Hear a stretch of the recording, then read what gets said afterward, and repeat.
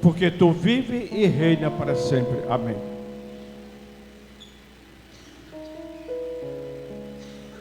Irmãos, aceita para o Senhor Jesus? Meus amados, motivo de muita alegria estar conhecendo essa casa, estar junto com os irmãos, com os jovens, nós que já passamos um pouco da idade de ser jovem, mas nós nos sentimos ainda jovem, e eu fico muito feliz quando eu vejo diversos jovens na presença de Deus.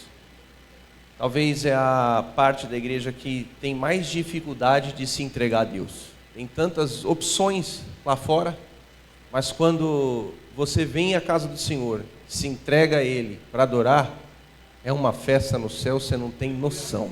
O que Deus vai fazer na sua vida nessa noite é coisa grande. Você crê nisso? Abra a sua Bíblia comigo no Evangelho de Lucas, capítulo de número 24, verso de número 49. Evangelho de São Lucas, capítulo de número 24, verso 49. Quantos irmãos procuram texto? Eu quero externar os meus agradecimentos ao pastor dessa igreja, pastor José Alves. Deus abençoe, pastor. Trago a saudação do meu pastor presidente, pastor Adelino Ribeiro. Deus abençoe o senhor. Aos obreiros dessa casa, me recepcionaram muito bem, pastor. Deus abençoe. Meu amigo Erasmo, que é a ponte para estarmos aqui. Os irmãos estão preparados para uma palavra forte? Os irmãos estão realmente preparados?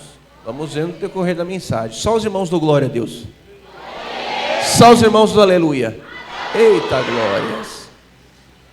O texto diz assim: e eis que sobre vós envio a promessa de meu Pai.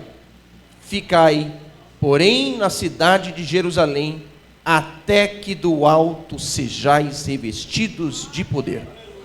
Eu vou tomar por base só a última parte. Até que do alto sejais revestidos de poder. Eu vou contar até 3, toda a igreja em alto e bom som vai repetir só essa parte. Amém? 1, 2, 3. Até que do alto sejais revestidos de poder. Agora, para o inferno tremer, para o diabo fugir, toda a igreja de novo, porque essa só foi ensaio. Vou contar até 3, toda a igreja com voz de crente pentecostal vai repetir só essa frase. Até que do alto sejais revestidos de poder. 1, 2, 3. Até que do alto sejais revestidos de poder. Ô glória, sente-se dando glória a Deus, você está na casa do Pai. Queridos, na tradição lucana, ou nos escritos de Lucas, esse texto, ou esse termo revestir, tem um significado poderoso. No capítulo 24, Jesus disse: ficai em Jerusalém até que do alto sejais revestidos de poder. No capítulo 1 de Atos dos Apóstolos, Lucas mais uma vez repete, agora de uma maneira um pouco diferente, ligeiramente diferente, mas ele quer dizer a mesma coisa. Mas recebereis poder, em algumas traduções, mas recebereis virtude, ser-me-eis minhas testemunhas, tanto em Jerusalém, Judeia, Samaria e até os confins da terra. Percebam que Lucas está dizendo para a igreja, ou está expressando a preocupação de Jesus concernente ao revestimento, à proteção. Estamos em guerra. Eu acredito que nós estamos numa batalha constante. Todos os dias nós lutamos contra forças hostis que tentam nos impedir de estar na presença de Deus. Tentam nos impedir de estar na casa do Senhor. Tentam nos impedir de adorar, exaltar, de dar lugar para Ele. Então Jesus, percebendo a fraqueza dos seus discípulos, Ele andou 3 anos e meio. Ele andou 3 anos e meio com 500 pessoas. Dessas 500, 70 eram seus missionários. Desses 70, 12 eram mais íntimos. E ele sabia como era difícil segui-lo, como era difícil se entregar ao ministério. Então Jesus disse: eu quero que vocês esperem aqui em Jerusalém. Eu quero que vocês esperem aqui até que sejais revestidos. Eu imagino Pedro, sempre Pedro, perguntando para o mestre: Senhor, por que o Senhor quer que nós ficamos em Jerusalém? Somos perseguidos. os fariseus, os saduceus, eles não gostam da gente. Por que nós temos que ficar em Jerusalém? Por que o Senhor não nos permite ir para a Babilônia, para o Egito? Eu imagino Jesus dizendo: não, eu quero que vocês fiquem aqui em Jerusalém, porque é aqui que vocês serão revestidos de poder. Não é na Babilônia, não é no Egito, não é em Samaria, é em Jerusalém. Logo depois, antes de ser assunto aos céus, Jesus mais uma vez frisa: mas recebereis poder. Eu quero que vocês fiquem aqui. Então, mais uma vez, eu imagino Pedro, Tiago, João, os mais íntimos do mestre, dizendo: Senhor, o Senhor foi morto, o Senhor foi vilipendiado. O que o Senhor pensa que não vão fazer a mesma coisa com a gente? Quando o Senhor for embora, nós seremos as vítimas, seremos martirizados. Eu imagino Jesus dizendo: fiquem aqui. É aqui que vai descer poder, é aqui que eu vou derramar graça, é aqui que eu vou revesti-los, é aqui que eu vou derramar poder em vocês. Não é na Babilônia, não é no Egito, é aqui na presença de Deus. Tantos lugares para você estar, mas você está em Jerusalém. Tantos lugares para você ir, mas você está em Jerusalém. Tantos lugares que talvez te ofereceram para você ir passear, mas você veio para Jerusalém. É em Jerusalém que desce poder, é em Jerusalém que Deus batiza, é em Jerusalém que Deus reveste, é em Jerusalém que Deus fala, é em Jerusalém que Deus guarda, é em Jerusalém que Deus derrama poder, é em Jerusalém que Deus dá a você experiências. E revestir é o ato de ser vestido, de ser guardado, de ser protegido. E quando eu abro a minha Bíblia, nestes textos, eu percebo que desde os primórdios dos seres humanos, Deus tinha um desejo que o homem fosse revestido. E eu quero contar-vos uma história desde lá do Éden até Pentecostes. Eu quero contar ou compartilhar com vocês uma história que permeia os nossos passos, uma história poderosa, onde Deus tinha às suas disposições materiais, uma obra-prima. Deus tinha à sua disposição ouro, esmeralda, mas Deus se ajoelha em um jardim, pega do pó, da argila, do barro, que em hebraico é apar. Apar significa poeira, sujeira, argila. Ele pega daquele material, daquela matéria-prima, e confecciona um boneco. Gênesis 1:26, ele usa o verbo asa, fazer de algo terreno, de algo físico. Deus crava os seus dedos na argila, no barro, no pó, e confecciona um boneco. Mas aquele boneco que ele confecciona não tinha vida, não tinha expressão, não tinha sentimentos. Então ele sopra sobre as narinas daquele boneco o fôlego de vida. Ele sopra o ar. Quando ele sopra o espírito nas narinas daquele boneco, aquele boneco passa a ser alma vivente. Gênesis 1:27, criou Deus o homem e mulher à sua imagem e semelhança. Criar agora é para criar, fazer de algo que não existe. Gênesis 1:26, ele fez do pó. Gênesis 1:27, Deus cria o homem de algo que não é dessa terra, de algo metafísico. Deus cria no homem algo especial, de sua própria essência. Ele sopra de seu próprio fôlego nas narinas do homem, algo que o transforma em um adorador revestido.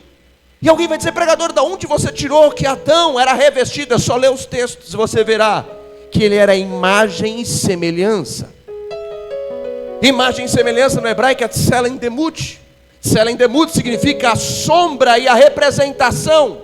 Significa que o homem que Deus criou não só se assemelhava a Deus nos seus atributos, como sentimentos, pensamentos, vontade. O homem era a representação de Deus aqui na terra. Deus coloca um boneco do pó, não do ouro, não da esmeralda, não do jaspe, não do bidélio. Deus cria do pó para dizer para o homem, ou para que o homem entendesse, que ele não é nada se não for pela presença dele. Que o homem não é nada, é só poeira, é só sujeira, é só barro. O homem é vísceras, água, órgãos. Mas quando Deus soprou sobre as narinas daquele boneco, Deus transformou ele em algo diferente. Eu e você, talvez para alguns não somos nada, talvez para alguns somos apenas jovens, que poderíamos estar em outros lugares, mas que somos doidos, somos malucos, somos loucos, e estamos aqui. É porque o fôlego do Espírito foi soprado em nossas vidas. Estamos aqui porque Deus soprou em nossas vidas o fôlego.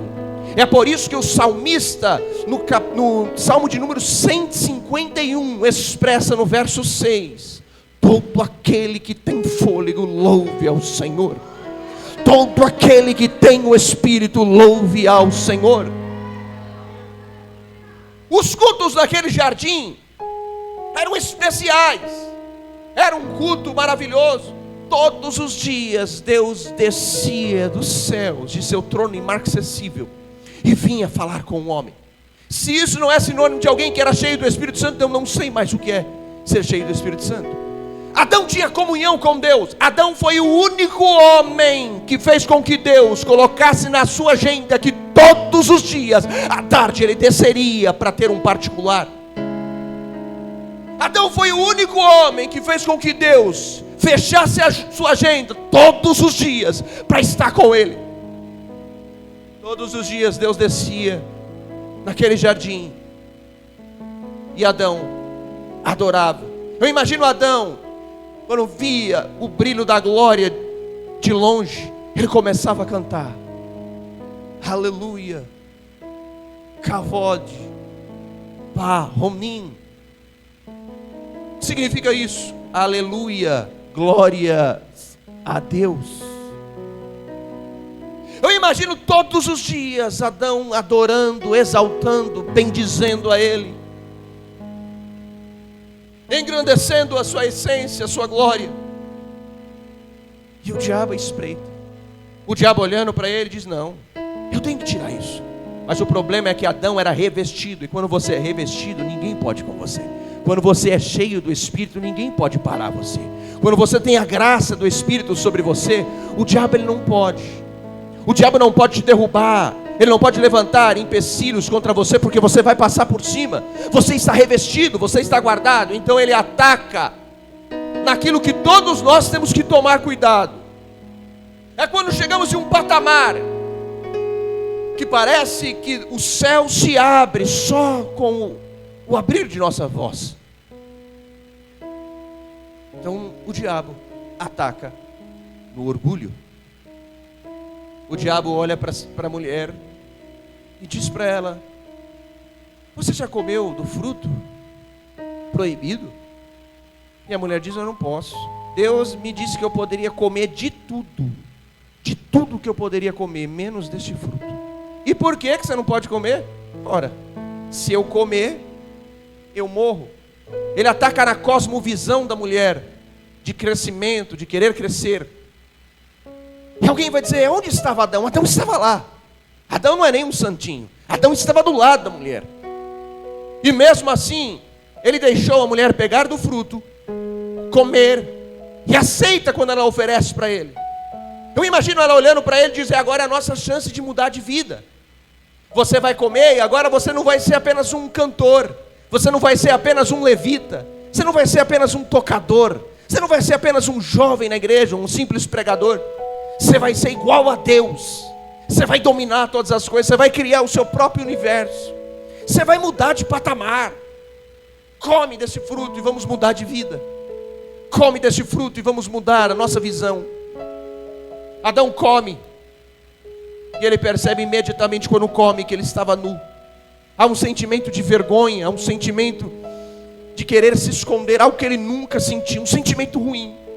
Adão agora percebe que ele estava nu, e ele todos os dias ele estava nu, mas ele nunca se deu conta disso. E agora parece que algumas escamas caem de seus olhos, e ele começa a perceber que aquilo era vergonhoso. Então ele se esconde.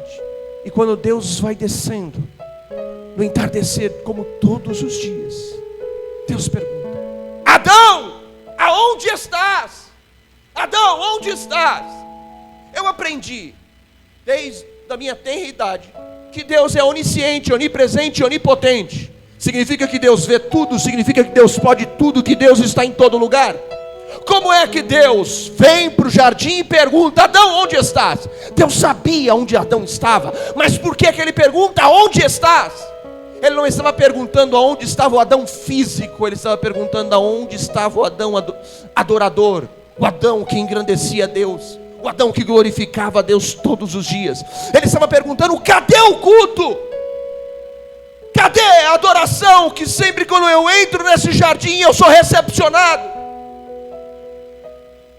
Pela primeira vez, Deus vem para o culto e encontra crentes escondidos, encontra crentes envergonhados, encontra crentes em vontade da glória a Deus.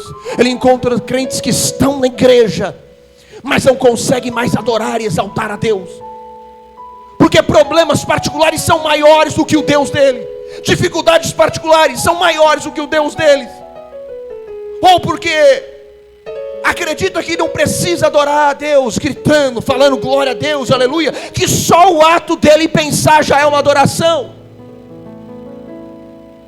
Isso foi o diabo que te contou e você acreditou. Adoração é expressão de sentimentos. Ninguém adora pensando, adora levantando as mãos, adora dando glória, dando aleluia, chorando, se entregando a Deus. Aí você vai me dizer: pregador, mas aonde fala na Bíblia que eu tenho que gritar? Deixa eu te falar, vamos para a Bíblia. Deus chama Jeremias no momento mais difícil da vida dele, todo ensanguentado, todo machucado, todo quebrado. E ele pergunta: Deus, o que eu vou fazer? Fala comigo. E Deus responde para ele: Jeremias, você quer que eu faça algo na tua vida? Eu quero. Então clamas, eu vou responder. Clamas, eu respondo e revelo. O que é clamar? Clamar no português é gritar. Vamos para o hebraico.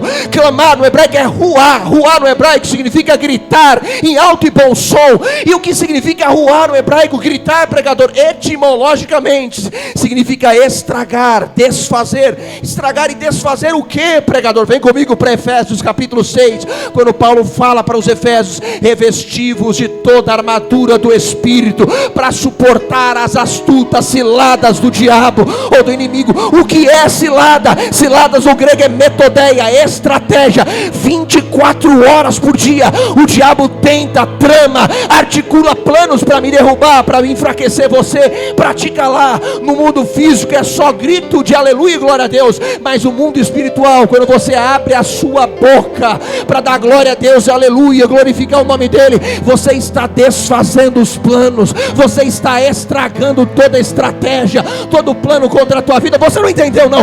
Toda glória que você tem dado, que você está dando, que você deu, que você dará, você faz o diabo voltar atrás. Só quem crê nisso joga a sua mão para o alto e adore. Só quem acredita nessa palavra adora.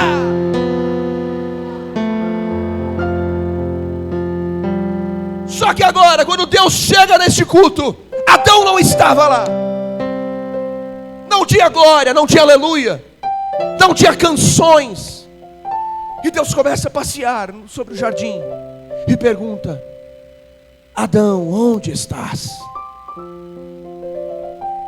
Adão então responde: Senhor, eu estava nu, e o Senhor é santo, o Senhor é maravilhoso, eu fiquei envergonhado pela minha situação. Adão, quem te disse que você está nu? Quem disse que você está nu? Você é revestido da minha presença, você é cheio da minha presença. Você comeu do fruto, tirou a minha vestimenta para comer do fruto, é isso? Senhor, eu não aguentei, a mulher que tu me deste, ela que me ofereceu, foi mais forte que eu olhei para aquele fruto, parecia tão delicioso, ela me disse que se eu comesse eu ficaria igual ao Senhor. Eu achei que eu iria ser o centro das atenções, eu achei que eu iria pegar o microfone e ser a última bolacha do pacote. Deus então expulsa o homem do jardim, tira o homem, tira a essência de imagem e semelhança do homem, a ponto do homem viver a imundícia do pecado. Lá na frente, capítulo 6 de Gênesis, Deus diz: eu me arrependo de ter criado o homem, vou retirar o meu espírito não contenderá mais com o homem, Talvez o versículo mais triste da Bíblia Sagrada seja esse. Talvez o versículo imbuído de sentimentos, de luto, seja esse. Que ele diz: eu não deixarei meu espírito lutar com o homem. O que isso quer dizer? Quer dizer que todos os dias o homem levantava-se, o espírito dizia: Deus te chamou, Deus te escolheu. Mas o homem não dava glória a Deus. Ele vinha todos os dias para o culto e Deus dizia: eu estou aqui. Ele não abria a boca para adorar, não abria a boca para glorificar, não sentia a presença, não se entregava a Ele, não chorava, não havia mais sentimentos, estava apenas seguindo protocolos. Então Deus tira, mas Ele diz: eu tenho um plano. Eu vou tirar, mas eu vou traçar um plano para devolver o poder do meu espírito para o homem. Deus traça um plano e agora é imbuído de uma estratégia de que Ele derramaria este poder, esta glória, essa unção apenas a 3 classes de pessoas: profetas, reis, sacerdotes. E o primeiro profeta que Deus levanta era alguém que estava foragido, que tinha sido sentenciado, havia cometido homicídio. Seu nome era Moisés. E quando ele estava apacentando as ovelhas de seu sogro, 40 anos após o seu crime, ele vê algo, um arbusto em chamas. Mas o que chama a atenção dele é que aquele arbusto não se consumia. Quando ele olhava algo que era trivial, que era comum acontecer no deserto, ele começa a observar que aquele jardim, que aquela árvore era diferente. E ele começa a se aproximar, e quando ele vai chegando, uma voz brada das chamas da sarça: Moisés, Moisés, não te chegues para cá. Quem é o Senhor? Eu sou o Deus de Abraão, de Isaque e Jacó. Sou o Deus de teu pai, Moisés. Sou teu Deus, Moisés. Tira as sandálias dos teus pés, porque o lugar em que estás é santo. Por que Deus escolhe uma sarça? Uma árvore tão comum, feia, quase não tinha significância nenhuma. Deus estava dizendo para Moisés: Moisés, eu sei quem é você. Sei que você não tem significado nenhum. Sei que você é um foragido.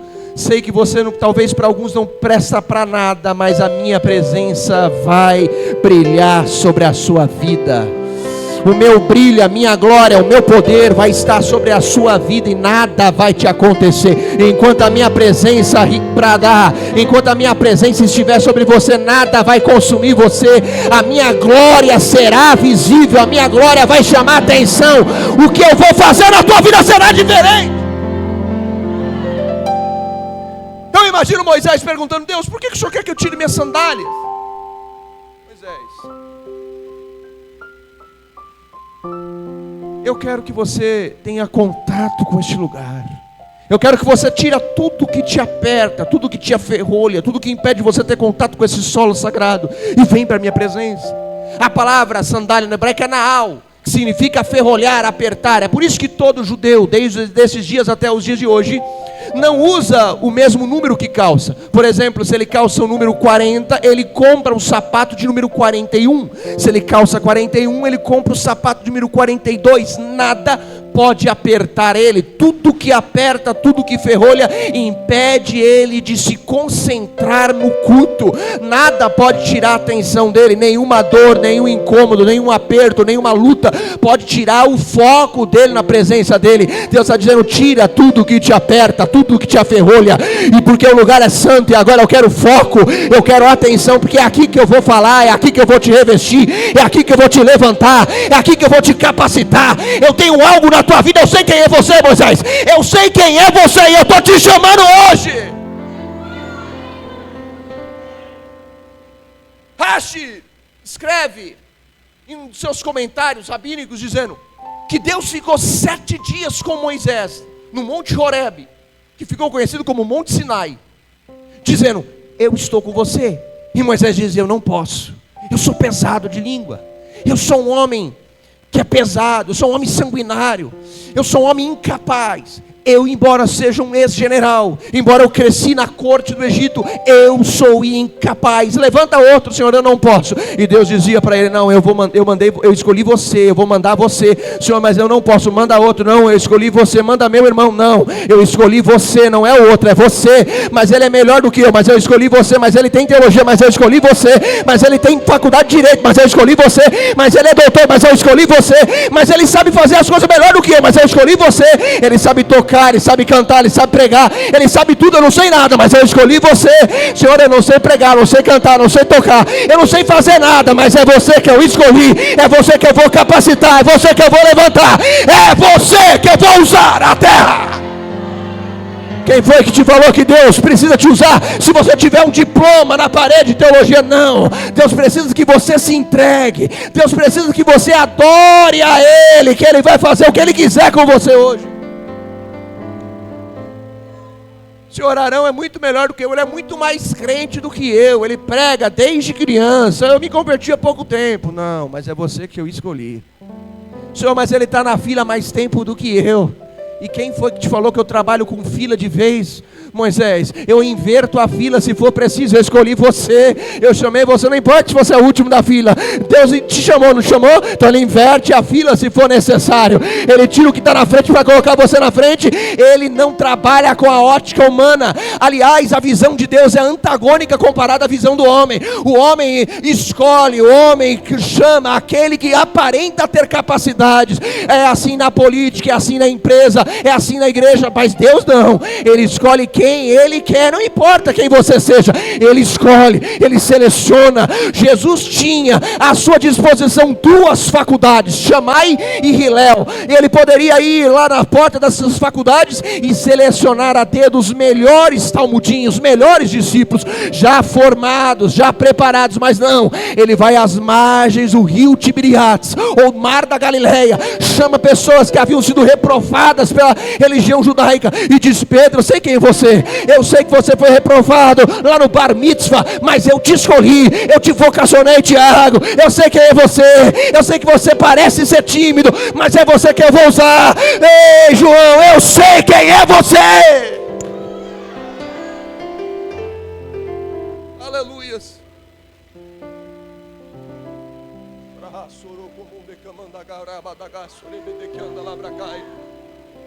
Senhor, eu não tenho força, como é que eu vou conseguir libertar o povo? Só estou com esse cajado nas mãos. É esse cajado que você vai envergonhar o Egito. Você não tem muita coisa, só um cajado, mas já é suficiente para o diabo voltar para os quintos dos infernos.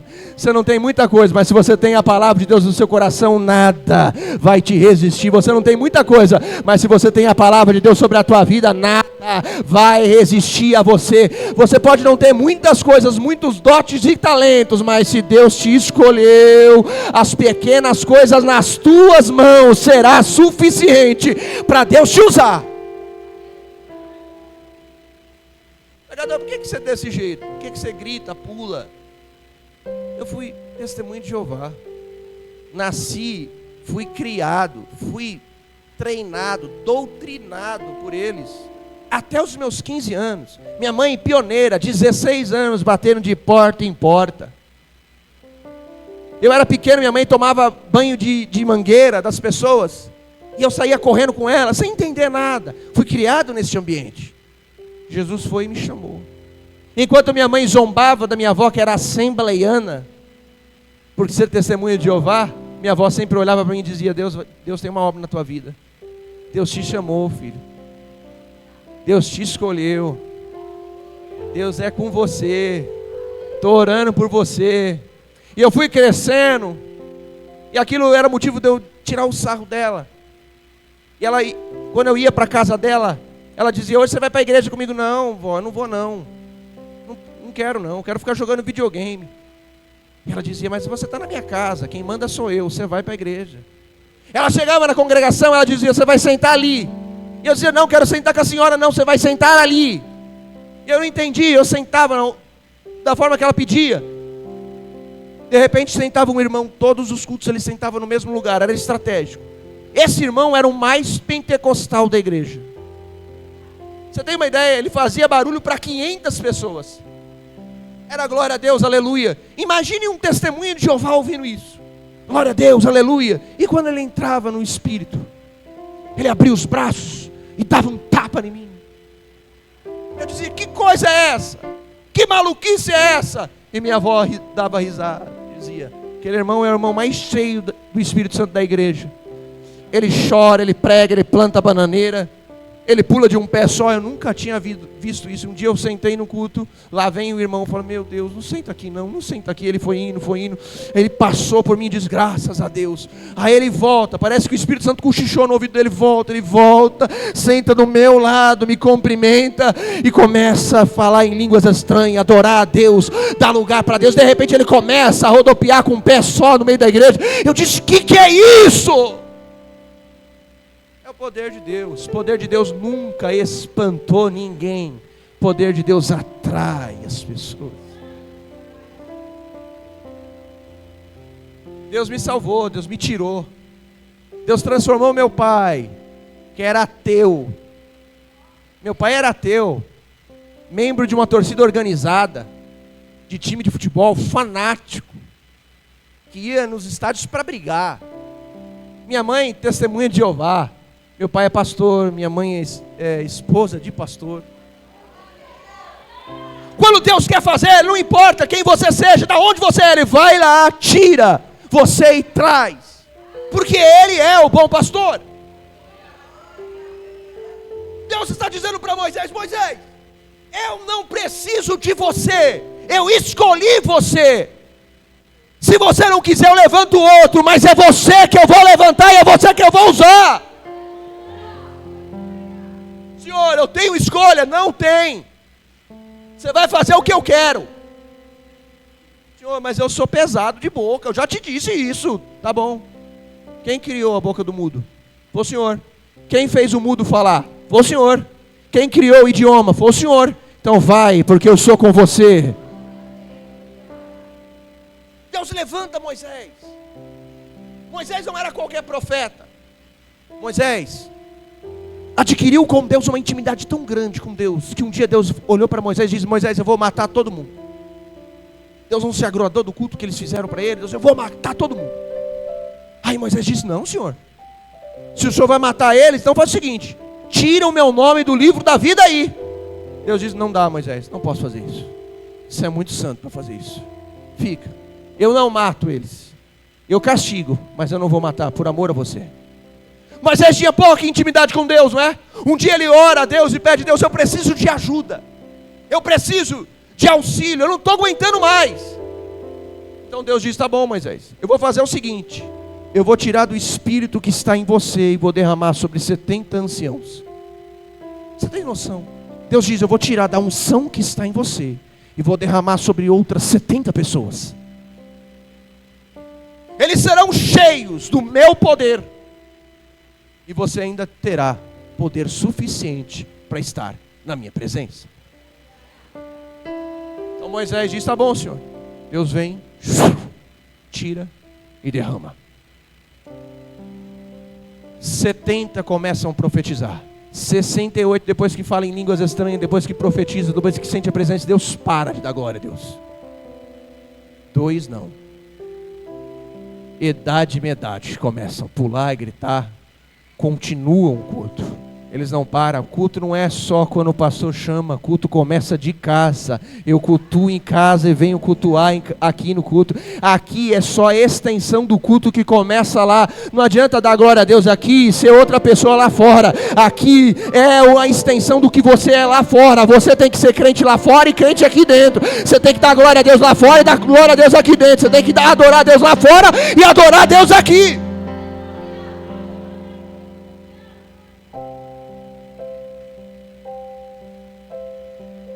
Eles recebem um poder e de repente um homem olha o culto deles e diz, não, o que é isso?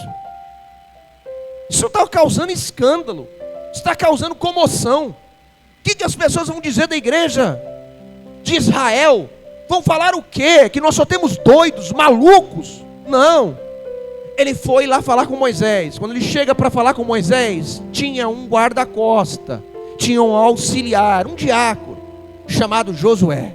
Josué então diz: para, alto lá, aqui não. Ô Josué, eu sei que você é amigo de Moisés, sei que você é servo de Moisés, mas eu preciso falar com ele. Eu preciso ter um particular com ele. Não, você vai falar para mim e eu passo para ele. Tá bom. O que é? É que quando Deus tirou o espírito que estava em Moisés, derramou sobre os 70, eles profetizam. Sim, eu sei disso. 68 pararam, mas 2 continuam profetizando. Tem 2 lá que está dando glória a Deus, aleluia, e continua dando glória a Deus, aleluia, e não param. Estão sapateando, estão pulando de um pé só. Isso vai causar comoção. Você imagina se os midianitas passarem e nos olharem? Você imagina se os amalequitas passarem de longe e olharem uma coisa dessa, os babilônicos, o que vão pensar da gente? Que nós saímos do Egito para viver uma loucura? Não. Josué então olha, concorda com ele e diz: tá bom, vou dizer para Moisés, falar com eles. Chega até Moisés e diz: Moisés, pode dizer. Tem 2 jovens que estão pulando, gritando, estão causando escândalo na nossa igreja. O que vão pensar da gente? O senhor me permite ir lá e acabar com essa palhaçada? Moisés se levanta da sua cadeira e diz: calma, Josué, deixa eu ir lá, deixa eu ver o que está acontecendo. Dependendo do que for, eu deixo separar.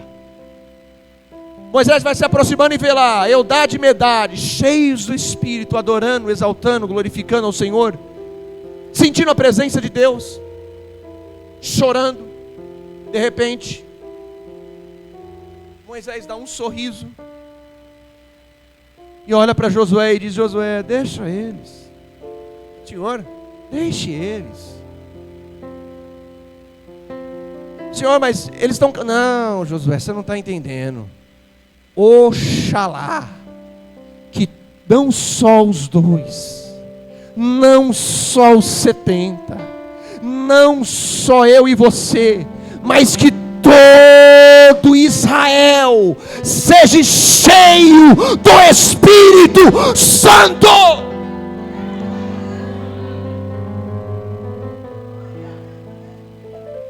É a vontade de Deus que sejamos cheios deste poder. Por que em cultos como esse não somos cheios? Por que em cultos como esse, quando nós vamos para casa vazios, culpamos o pastor, culpamos os irmãos que dirigiram, culpamos o culto, culpamos o pregador? A culpa não é deles, culto é individual. Se eu não dei glória a Deus, aleluia, a culpa é de quem pregou, é culpa de quem cantou, é culpa de quem dirigiu? Não, é eu que não dei lugar. O culto é individual. Se você não der glória a Deus, eu dou glória a Deus por você. Se você não der aleluia, eu dou aleluia por você. Eu vim fazer o meu culto, eu vim adorar o meu Deus, eu vim exaltar o meu Deus. Eu não vim aqui só pregar, eu vim aqui expressar a minha adoração ao meu Deus. Eu sei da onde eu saí, eu sei da onde Ele me tirou. É por isso que eu adoro, é por isso que eu glorifico, é por isso que eu engrandeço. E se você acredita nisso, seja tomado pelo poder dEle. Se você acredita que Deus ainda reveste crente do Espírito Santo de Deus, então adore, exalte, enalteça Ele.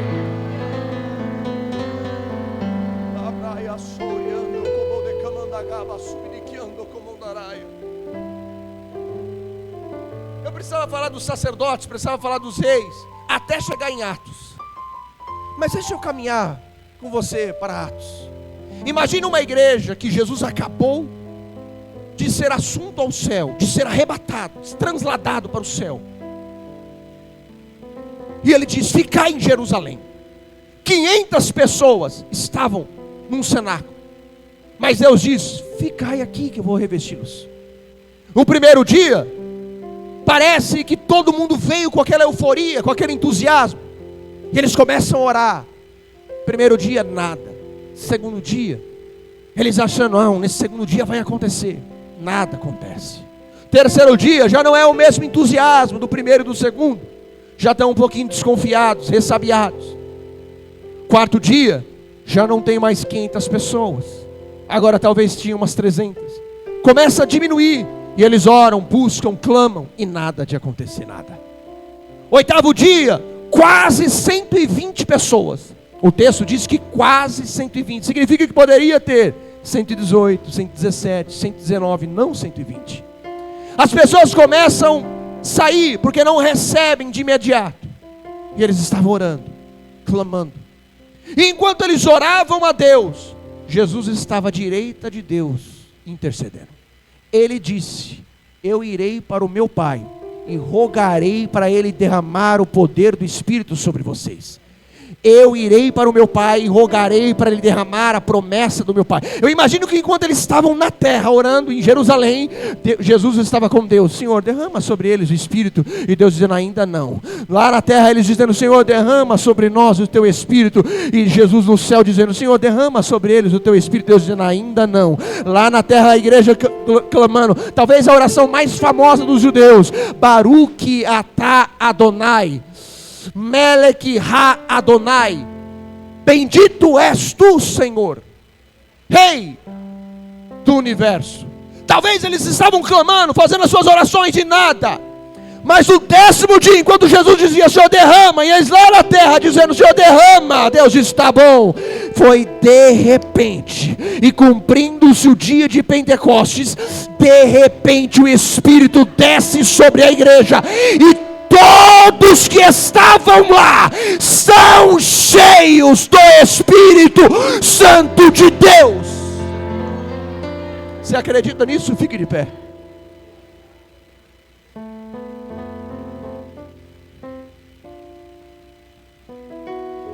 Eu tenho 1 minuto. Eu não vou passar do horário que me foi imposto, mas eu vou orar por você durante esse 1 minuto. Qual que vai ser a oração? Para que Deus revista jovens. Para que Deus revista jovens para focar na obra, para focar na presença. Eu vou orar aqui agora hoje para o Espírito Santo derramar uma unção poderosa sobre a sua vida, e você sair daqui repleto do poder de Deus. Sair daqui tomado por este poder. Senhor Deus e Pai, eu ministrei a Tua palavra e peço para que o Senhor derrame sobre estes jovens dessa igreja o Teu poder, o Teu Espírito, Pai. Deus, derrama o Seu poder, a Sua unção, a Sua glória.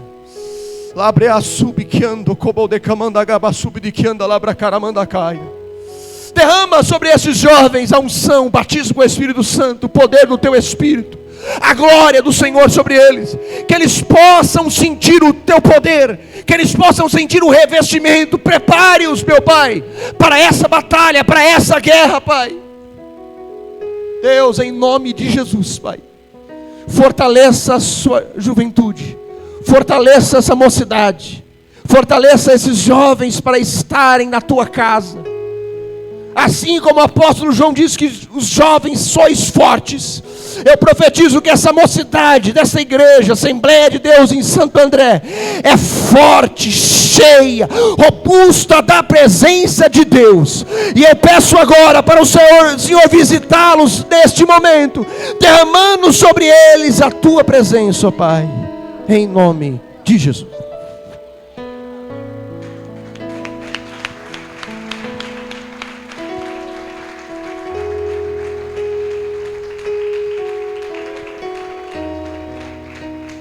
Deus abençoe grandemente a vida do evangelista Henrique.